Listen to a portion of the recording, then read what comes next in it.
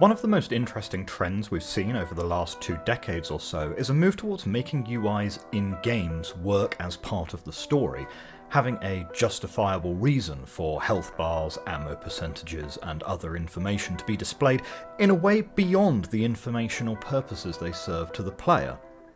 Before we begin though, as ever, it would be amazing if you could like and subscribe if you enjoy this video. With that, let's jump right in.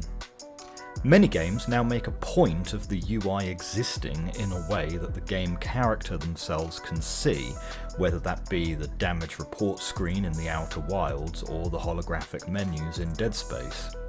This is to enhance immersion, that elusive state of blurriness between fantasy and reality, where a game tricks your brain into processing information as if it were present in the real world.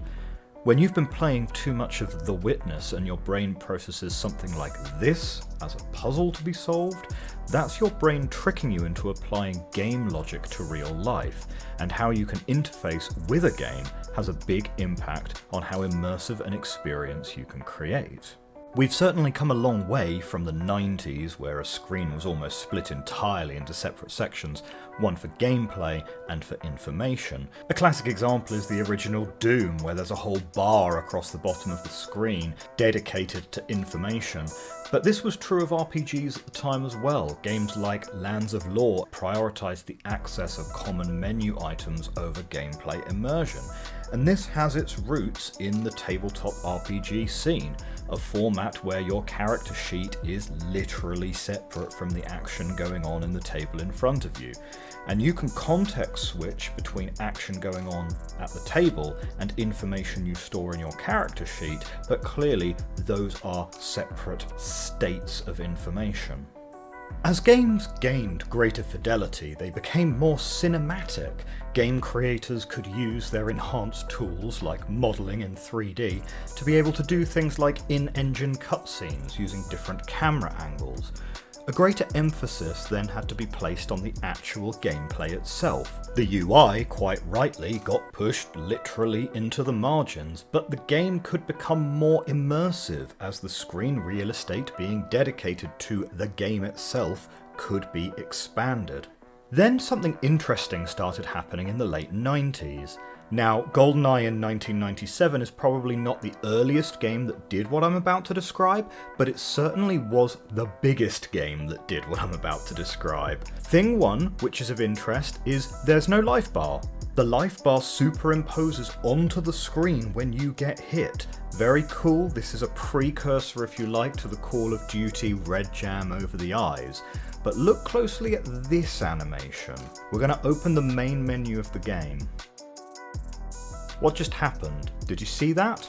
We didn't just open a main menu, Bond looked down at his watch, and we are currently looking at his watch.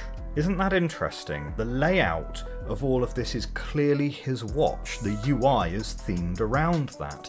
The menu screen is inside the game space. The object containing the game menu exists within the universe of the game. It's this point where we want to take a little segue into an explanation of diegetics. Diegetics is a term used to describe elements which exist in both the character's world and the user's world. It's elements of the user interface which don't break the fourth wall. In fact, when done well, they invite the user inside the fourth wall to experience the events with the character themselves, because it's not only us that sees the UI, the character sees the UI and processes the information in the same way that we do. Diegetics would continue to be enhanced throughout the next 10 years. It was at this time we'd start seeing the first signs of diegetic UI within other gameplay elements. In 2002, we had a couple of nods to it in Metal Gear Solid 2, where the Soliton radar system gets taken over by the AIs in Arsenal Gear and starts playing videos in the corner of your screen instead of showing your radar. In 2005, we had Resident Evil 4 experimenting with systems like an inventory screen, where items actually have to fit inside an attaché case, leading to an interesting minigame where you have to reorganize items yourself based on their somewhat real-world sizes. And these are further leaning into the notion that things like your inventory screen is a physical object that exists in this universe that Leon actually has to organize.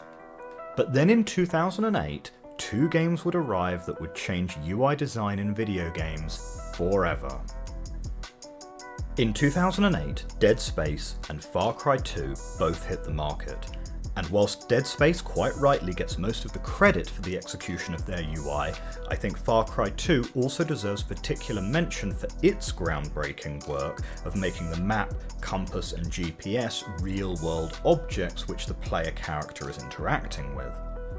Dead Space, though, as a third-person game where everything is presented as a real, fully diegetic interface, probably deserves its spot in people's minds as the first fully realised diegetic video game UI. Ammo count, audio logs, and the in-game menu are all presented as these holographic overlays which Isaac himself is interacting with, the health bar represented by this blue bar on Isaac's back. Dead Space truly knocked it out of the park, set the template for diegetic UIs into the future, and remains to this day one of the best examples of a fully thought out, fully realised, totally diegetic interface.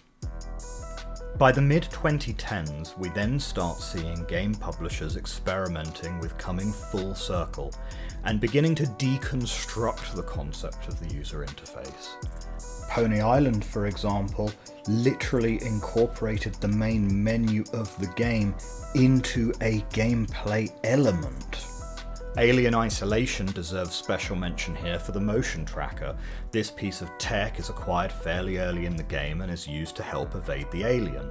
At first glance it seems like, okay, this is just another radar system similar to the Soliton radar, but diegetic, that's great. But the devs have sneakily used the fact that this is an in-game object to give some realistic in-universe limitations. It only tells you distance, not relative elevation, so you don't know if something is above or below you. It only tracks motion, so if something is standing still, it's undetected by your tracker. And the motion tracker itself makes a noise, meaning that it gives away your position when you're using it. Now that's all really cool and everything, but here's the best part. On harder difficulties, the motion tracker is also unreliable. Yeah, that's right. So when you're playing on harder difficulties, this jerry-rigged piece of tech will occasionally glitch out on you. Very tense, and it just hammers home this notion that this item is a real-world item that can fail on you at the worst possible moment. But as far as UI deconstruction goes, it has to be the game that got famous for doing deconstructions of video game tropes at all, and that's Undertale. Undertale deserves special mention here, as it is the most on-the-nose deconstruction of video game UI and video games in general, in that the reveal at the end, spoiler warning, is that the stats you've been spending all game grinding up, your LV, actually stands for level of violence, and your EXP stands for execution points. This turns the genre on its head and it pulls the rug out from under the player. The game has suckered you into using knowledge you've acquired from other games to not think about what these gameplay elements are anymore, and the deconstruction is complete.